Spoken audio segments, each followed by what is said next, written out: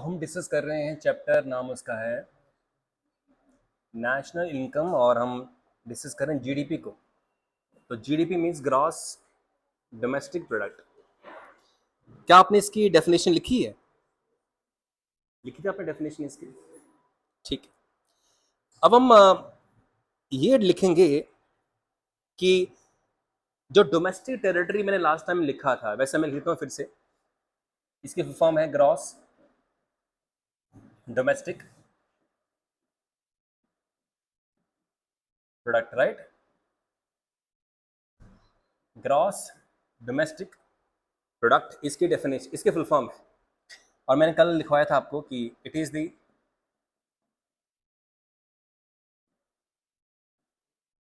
Gross या market value, gross market value of all the goods and services produced in। अब ये जो शब्द था ना डोमेस्टिक टेरिटरी, तो डोमेस्टिक टेरिटरी का मतलब क्या है हम ये समझना है। इसका मतलब क्या? डोमेस्टिक टेरिटरी मीन्स टेरिटरी होता है क्षेत्र, एंड घरेलू क्षेत्र। देखिए, अंडरस्टैंड करिएगा, भारत के टेरिटरी पर, भारत की सरजमी पर कुछ भी पैदा हो रहा है, चाहे वस्तुएं हैं या सेवाएं हैं, उनकी नेट वैल्यू, उनकी ग्रॉस वैल्यू क्या होगी? जीडीपी। उनकी ग्रॉस वैल्यू क्या बनेगी? जीडीपी। फॉर एग्जांपल, जैसे कि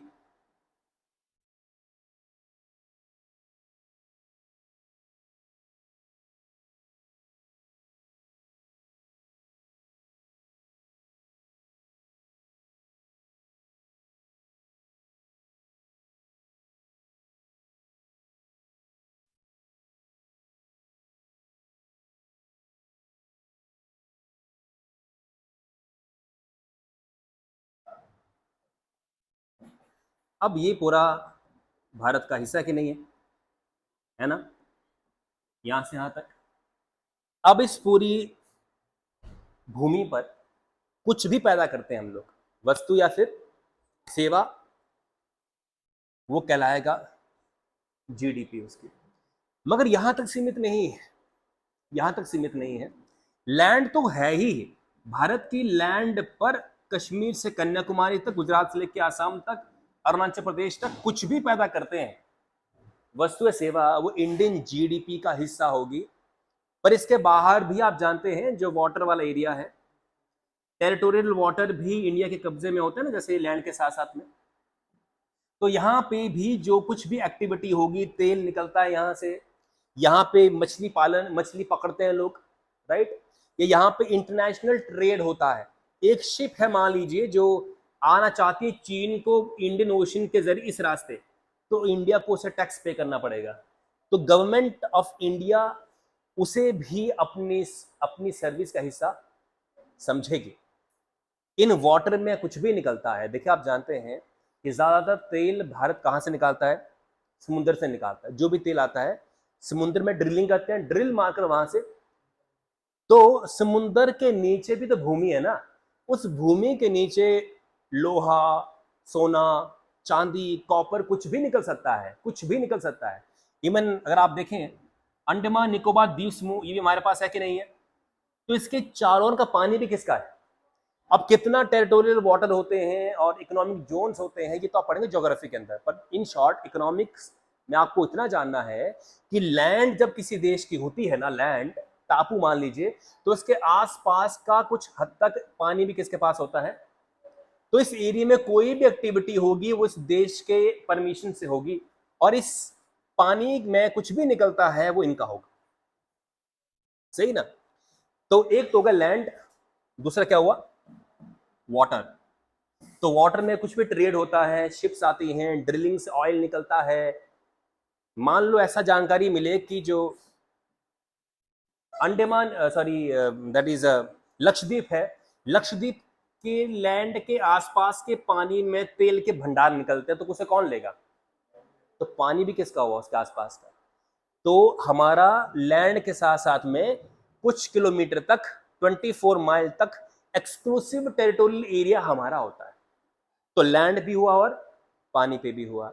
दूसरा, एयर में कोई भी एक्टिविटी होगी, वो भी, मान लो एक प्लेन है, एक जहाज है, हवाई जहाज, जो दुबई से आता है ढाका बांग्लादेश को, किस रास्ते आएगा? इंडिया के रास्ते ना। तो जैसे उसने इंडिया की बॉर्डर क्रॉस की, तो उसे भी सर्विस टैक्स पे करना पड़ेगा। ये भी इंडियन जीडीपी का पार्ट हो जाएगा।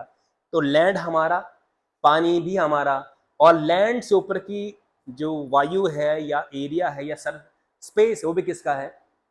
इंडिया का है। भाई गाड़ियों को चलने के लिए चाहिए रोड, और रोड पे हम टोल देते हैं कि गवर्नमेंट ने रोड बना रखी है तो टोल देना पड़ेगा। पर चूंकि एयर तो हमने नहीं बनाई है, पर है किसकी? है हमारी, है कि नहीं? ऊपर का स्पेस किसका है? अरे मान लो जैसे आपकी इतनी सी लैंड है, इसमें आपने बना दी फर्स्ट फ्लोर, तो सेकंड आप बना सकते हैं ना? कहाँ तो बना सकते हैं, चांद तक बना सकते हैं, बना के दिखाओ। है आपका ऊपर तक, तो जहां तक आपकी कैपेबिलिटी हो, सही कि नहीं है? हाँ जी, चांद तक अलाउड नहीं है। हाँ, तो वो तो परमिशन के ऊपर डिपेंड करेगा कि कितने परमिट किया गवर्नमेंट ने। फॉर चंबा के अंदर आप 4th फ्लोर से ऊपर बना नहीं सकते हैं, ये हाई सिस्मिक जोन में आता है। स्पेशली भटियात एंड कांगड़ा का ये जो एरिया सिउता, और ये तो बहुत हाई अलर्ट पे रहते हैं एरिया, बहुत हैवी अलर्ट। तो यहाँ तो 4थी मंजिल से ऊपर कंस्ट्रक्शन आप कर ही नहीं सकते हैं, पहली बात तो ये। और चंबा कुछ क्षेत्र में डलहौजी, यहाँ पे 5-6 मंजिल आपको मिल जाएंगे। तो गवर्नमेंट से परमिशन लेनी पड़ती कितनी फ्लोर्स आप कंस्ट्रक्ट करना वहाँ पे चाहते हैं, सिस्मिक जोन के अकॉर्डिंग आपको मिलती है। पर मेरे बोलने का अर्थ क्या है कि ये लैंड किसकी है? पूरी पूरी भारत सरकार की। तो लैंड से ऊपर का स्पेस किसका है? ये भारत सरकार का है। तो कोई प्लेन पैसेंजर को इंटरनेशनल फ्लाइट आती है लेकर, तो नेचुरली उसे पे करना पड़ेगा हमारे स्पेस में आने के लिए। तो लैंड पे कमाई, वाटर में कमाई, और एयर में भी कमाई तो हो रही है। तो वो सब मिला के that will be the part of Indian GDP. Let me ask A question. एक मान लो कंपनी है दैट इज नेम्ड रिलायंस, और रिलायंस मुंबई में काम कर रही है, तो रिलायंस के बनाए प्रोडक्ट या सर्विसेज इंडियन जीडीपी का पार्ट होंगे? हाँ, मुंबई कहाँ आता है? इंडिया में आता है। नेक्स्ट पॉइंट, मान लो कंपनी है माइक्रोसॉफ्ट, और हैदराबाद में उसका प्लांट है, वहां वो सॉफ्टवेयर बनाती है, सर्विसेज क्रिएट करती है, तो ये इंडियन जीडीपी का पार्ट होगा कि नहीं होगा? कंपनी चाहे फॉरनर है, लैंड इंडिया की है, भारत की जमीन है, यहाँ पे कुछ भी पैदा करोगे सर्विसेज या गुड्स, इंडियन जीडीपी का पार्ट हो जाएगा। ये क्लैरिटी हुई आपको? तो फॉरेनर कंपनीज के द्वारा प्रोड्यूस की गई गुड्स और सर्विसेज, वस्तुएं सेवाएं भी भारत की जीडीपी का हिस्सा होंगी, राइट है नहीं है?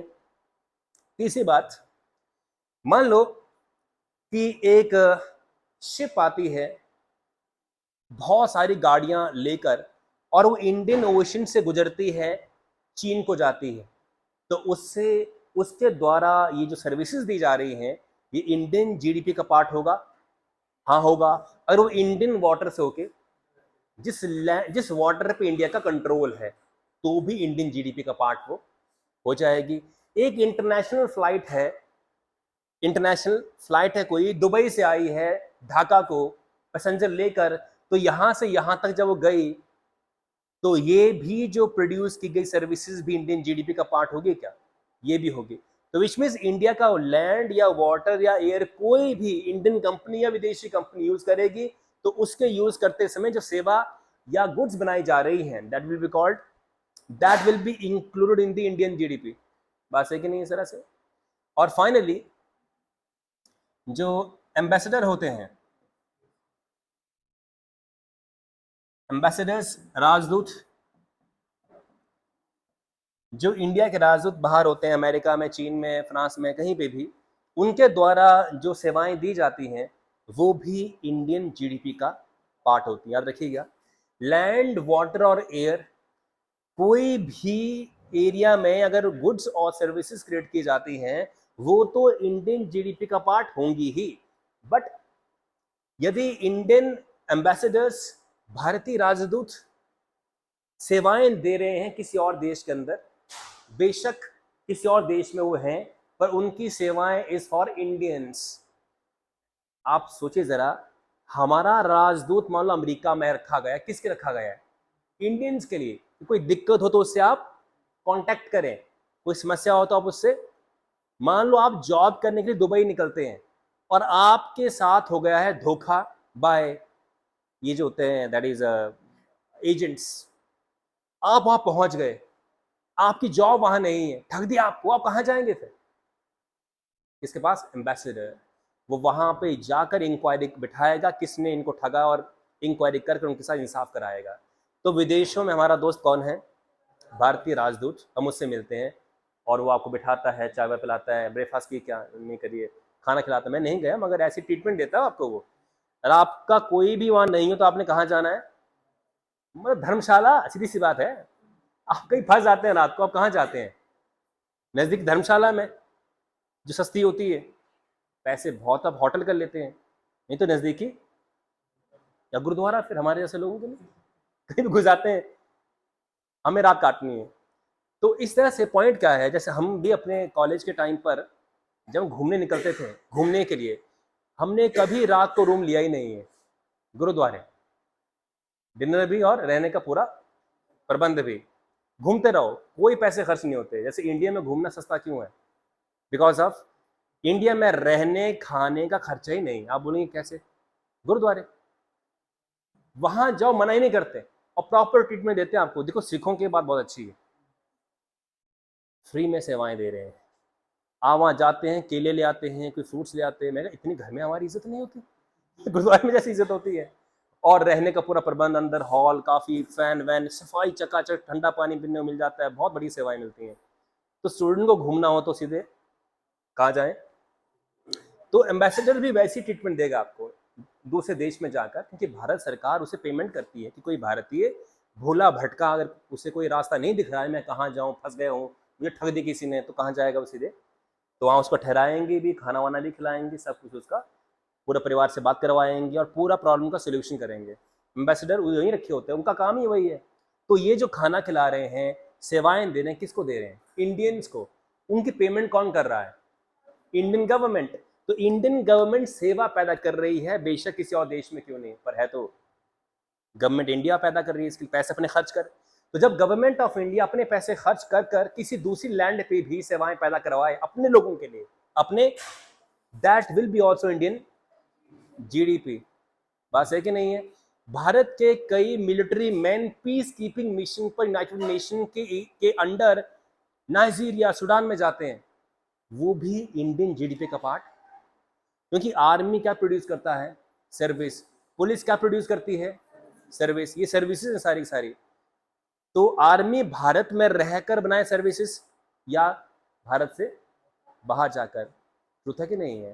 तो इंडियन की आर्मी को पीस कीपिंग मिशन के लिए यूनाइटेड नेशन किसी देश में भेज रहा है, हमारे जवान बाहर काम कर रहे हैं, तो इनको पेमेंट कौन कर रहा है? Indian government. ये जो वहां सेवाएं दे रहे हैं, इनकी पेमेंट कौन कर रहा है?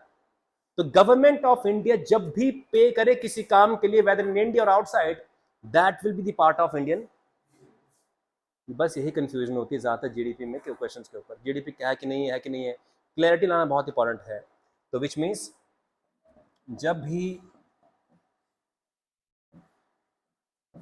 भी भारत सरकार पेमेंट करेगी फॉर प्रोड्यूसिंग इधर गुड्स और services, whether in India or outside,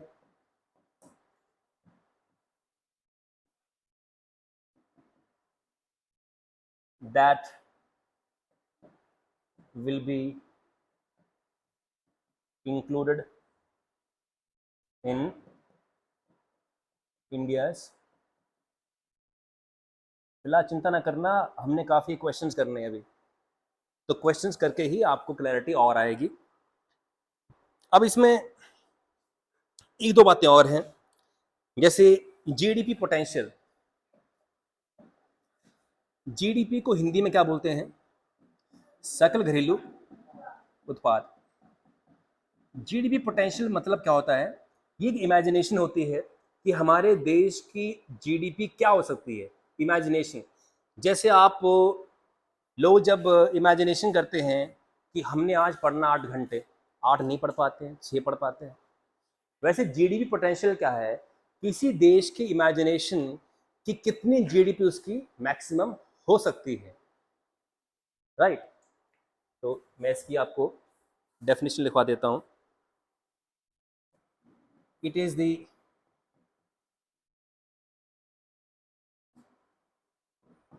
highest और maximum output that a country can produce, highest imagination। और जीडीपी गैप क्या होता है?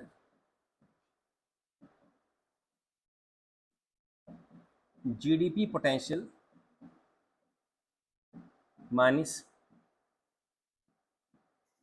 Real GDP.